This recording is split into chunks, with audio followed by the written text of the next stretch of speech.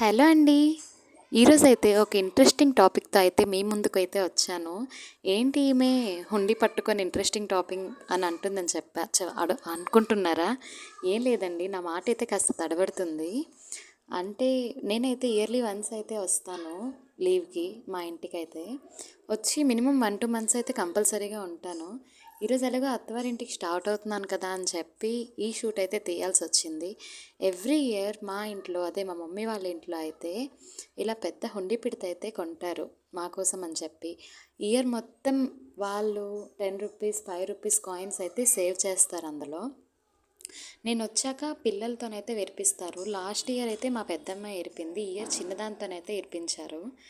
ఇరిపించాక ఆ వచ్చే మనీ ఏం చేస్తారని అనుకుంటున్నారా? ఏదైనా మా యూజ్ కోసమే యూజ్ చేస్తారు.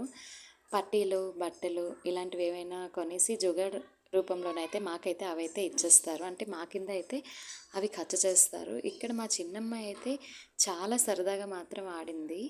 తనకు కూడా తెలియదు కదా ఎప్పుడు. తనకి ఇదే ఫస్ట్ ఎక్స్‌పీరియన్స్ అనమాట. ఎంతైనన్నా పుట్టింట్లో ఉండే హ్యాపీనెస్ అయితే వేరు. ఈ హ్యాపీనెస్‌నైతే మనమైతే మాటల్లో వెలకట్లేం. ఆడబిడ్డ ఇంటికొచ్చింది అంటే ఎంతైనా చేసేస్తారు.